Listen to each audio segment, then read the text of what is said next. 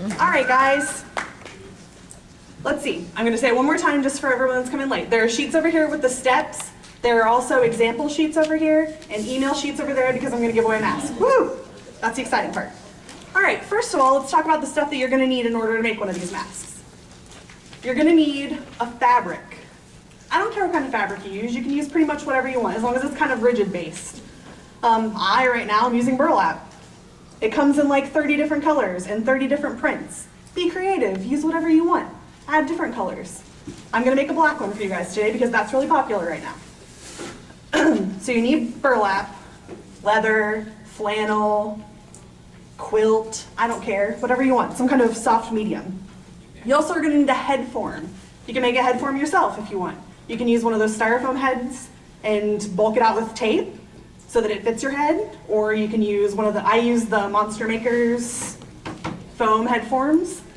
CFX makes a head form. There are tons of people that make head forms, or you can make your own if you want to do a life cast and do a plaster one. Plaster is what I recommend most because it pulls the moisture out of the latex, so it's going to cure a little faster. Let's see here. So head form, or you can make gloves, hand form, or you can make your own hand form out of duct tape. You're going to need latex. Don't use the liquid makeup latex you buy in the costume store. Use a mask grade latex. I order mine from Monster Makers. They sell it in small quantities, I believe. I order a 5-gallon bucket and go through it like it's my job. You need brushes. Don't buy an expensive brush because if you've ever brushed latex on anything, it ruins your brush. I have one with me that I've used twice, and it looks like hell. So, I buy the inexpensive chip brushes. You can use a sponge brush too, I just don't feel like they hold up quite as long. It's your preference. You need string. Any and every kind of string works. I like to use artificial sinew. You can order that from your leather maker, your leather people. I get mine from eBay. You can use nylon cord, get it at your craft store. One of my favorites is jute because I like the natural look that the burlap masks have. Jute comes in just about every color. I use the tan, the green, the black, the dark brown. I use all of that stuff. You can use leather, whatever you want. Let's talk about needles too, because if you're stitching, I like to use the leather needles because your mask is going to be kind of thick. And a pair of pliers. Make sure you write that down. You're going to want a pair of pliers because your fingers are going to kill you by the time you're done with the mask. So pliers and a good heavy duty needle. Don't be sad if you break it. I break 2 a week. So needles, we talked about needles, we talked about string. Paint. Right now I'm on an ink kick. I like to use the artist inks that you can buy in the calligraphy section. They're just a little vial that looks like this. They make a nice wash, which looks really natural. This is FW artist ink.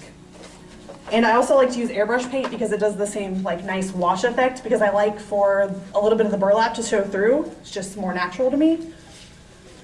So that's paint. You can use pretty much whatever you want. I like to, I'm sorry? Rubber cement paint. I wouldn't use rubber cement paint. I feel like it maybe won't blend quite as well. You could try though. You can mix, if you want to, you can mix your paint with your latex too. Okay. So that would stick a little better. Thank you. So airbrush paint and ink, that's what I use. And I just use I'll go and buy the $5 bag of brushes that come with the assortment at the craft store. Whatever you're comfortable with. I use a big giant brush. I love these little angle brushes to do all the detail work. And while we're talking about, I'll talk about color when we're painting because I'm going to show you how to do that. All right, and I also said that there are hundreds of different colors of burlap. It comes in all sorts of fun colors and shapes and sizes and stuff like that. And the only other thing that you're really going to need is clay, because if you want to do just a plain face mask, then you can just use your head form, which is what I'm going to show you how to do today. But if you want to say make a clown, then you're going to need to build up a nose to lay the burlap around, or a big brow. You would need to build that up. I use just plain old pottery water-based clay. It doesn't reuse well. I usually only get 1 or 2 sculpts out of it. You can also use the oil-based clay. That works too. And we'll just sculpt it on. Like if you want to do the brow, and it doesn't have to be perfect. It can be kind of rough because your burlap's going to overlay it. So don't put a whole lot of detail in there because it's just going to get washed out anyway. So you build up a nose, you build up a brow, then you're ready to start laying the burlap, which is what I'm gonna show you how to do now. 1-inch chip brush, and this is my mayonnaise jar full of latex, because I didn't want to bring my 5-gallon bucket. And there are multiple different methods you can use to lay your burlap. This is the method I like to use. I like to paint a little on the head form, just so it'll stick. And you squish. I'll hold it up. So you squish, and then you just paint the latex on top of it. Doesn't have to be perfect. And don't do it super, super thick, because then you're gonna have trouble stitching it. Make sure when you're putting it on, you go over the seams extra, just so it adds the extra strength. Burlap's gonna be your natural webbing for a latex mask, which is gonna add strength. Did you put any release on? I did not put any release on there. Something else that you can do is, a lot of people are worried about the burlap touching your face. You can put a head sock in, like, over the head form before you start latexing, and that'll add an extra barrier between your skin and the burlap. But the mask isn't gonna breathe as well as just a regular burlap mask, because you're gonna add that extra layer for to hold heat and stuff in. Plus, you can't take it out and wash it. So I recommend that you use a head sock or one of those Under Armour socks and just wear it under your mask so that you don't have to worry about it touching your skin. Do you feel that you ever need to dilute the latex down? No, No. I don't dilute it. I mean, I feel like the thicker the latex, the more strong it is. You're just gonna have that issue when you start sewing it. On a foam head, do you believe you gotta use a release agent? No. It is kind of difficult to get off there. You have to pull a little. If you do a half mask, then it's not so bad. If you do a full head mask, I just take an X-Acto knife, slice it all the way down the back,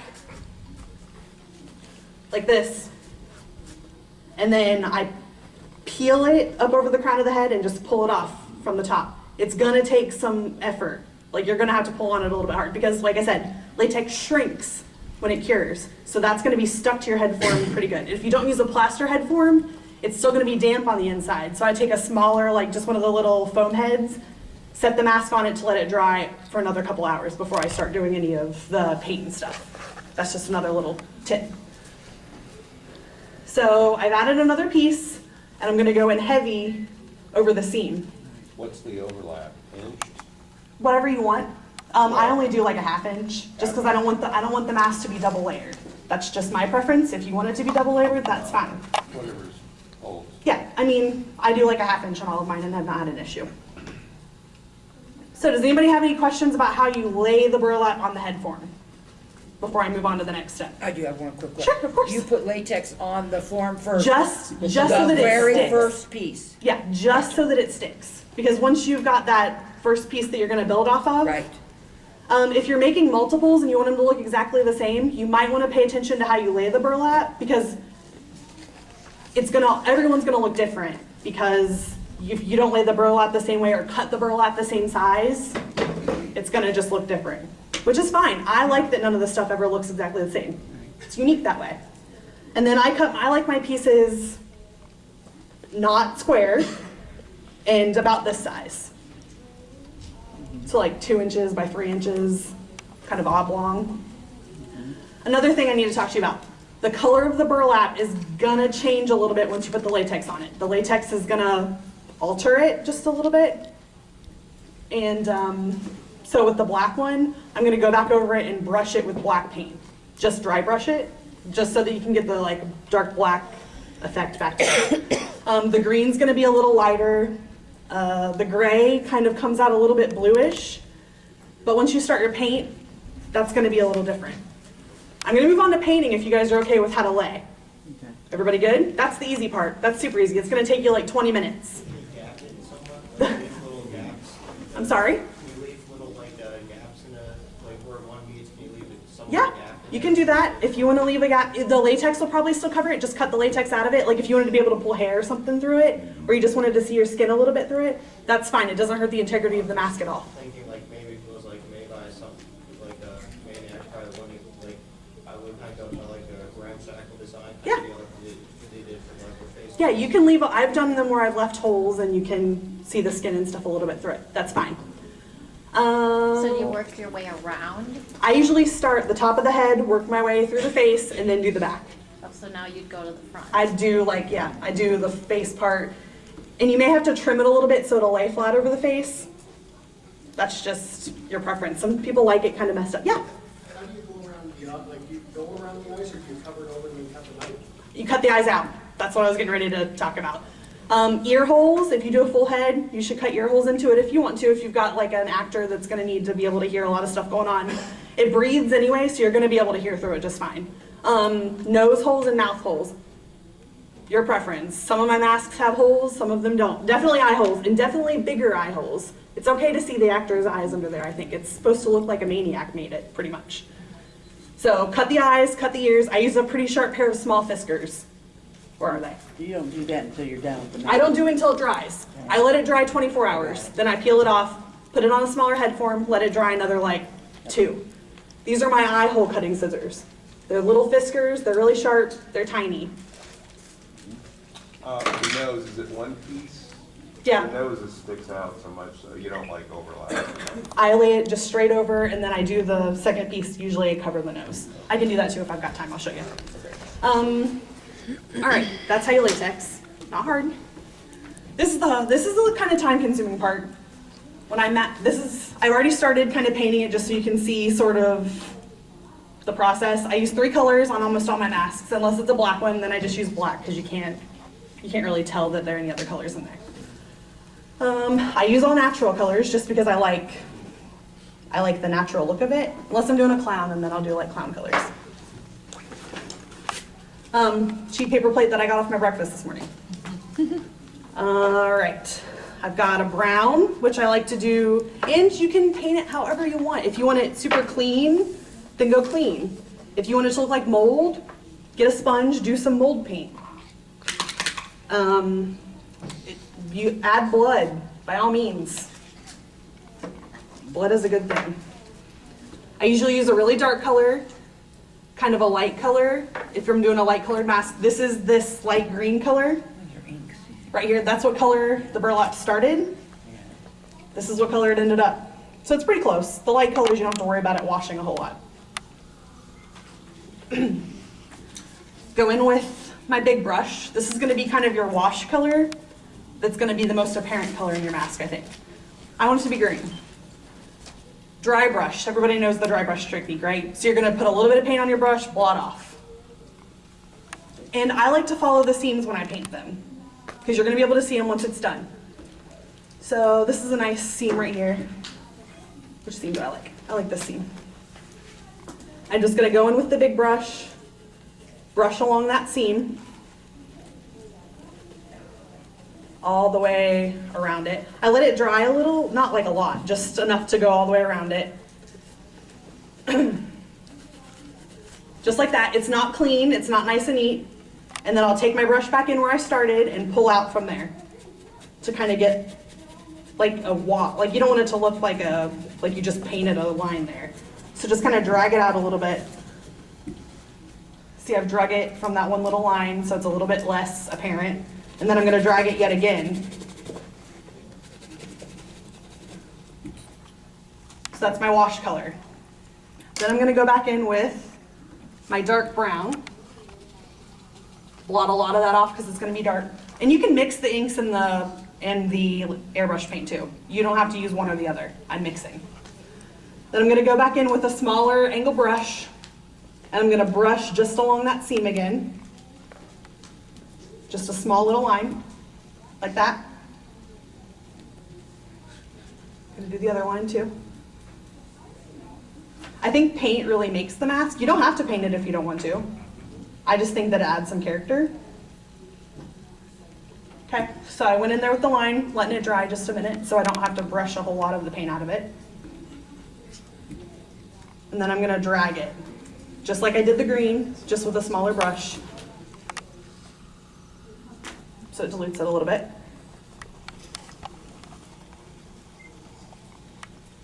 And don't do it uniform all the way around either, because then it just looks planned, I think. So it's all to our gap. So it looks more natural.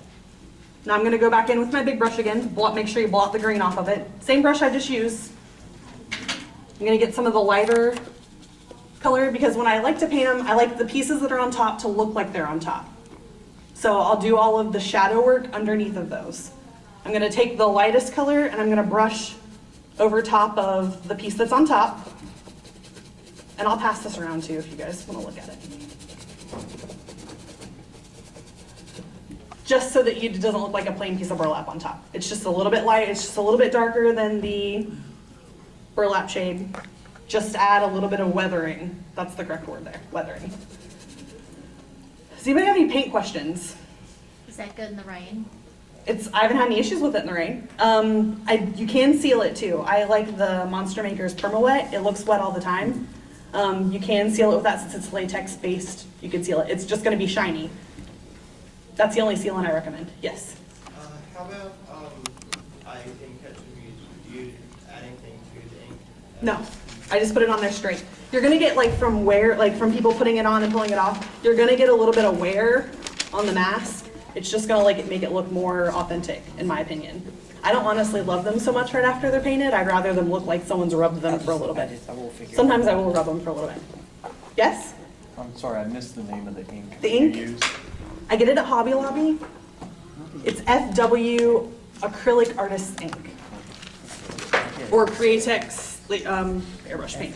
Ah, Oh, yes, yes. So would acrylic paint work? That's what I'm using. Airbrush paint is acrylic, and the ink is acrylic as well. I wouldn't use craft paint, just because I feel like that's gonna flake off there. The acrylic ink's the same stuff they also use for the cartooning ink. Yes. Go ahead. You said earlier you could add the paint to the latex. Yeah, so if you wanted to tint the latex a different color, just mix it in before you paint it on. Okay, so that will obviously. It'll just make the latex not look yellow once it dries. Okay. What kind of paint do you use? 'Cause I've had problems with the acrylic paint. I'm sorry? I've had problems with the acrylic paints when I mix them with the latex, they'll actually peel off of the latex. I haven't had that issue. You gotta think too, you've got a layer of fabric too that it's gonna stick to as well. Maybe that's why I don't have an issue with it. When I airbrush, I always seal everything. Yeah, okay, because I was doing just straight latex and stuff. Right. What is the name of the seal again? Monster Maker's Perma Wet is what I like to use to seal my latex stuff. Perma Wet, PERMAWET, Perma Wet. I don't understand the paint. You get airbrush paint? Yeah, I buy airbrush paint, Okay, we go to Hobby Lobby. buy the airbrush paint, Airbrush paint. but I don't airbrush it. I just use a brush. Okay. Just because it's thinner than a regular paint, so it washes well. And FW Artist Ink. All right, paint, we got it? I got that. So- Everybody good? We're all still awake? Yeah. Gotcha, what time is it? Oh, we still have a half hour, right? I get an hour, right? Yeah. Okay. All right, next step, we've painted. It's looking great. Here's your finished product.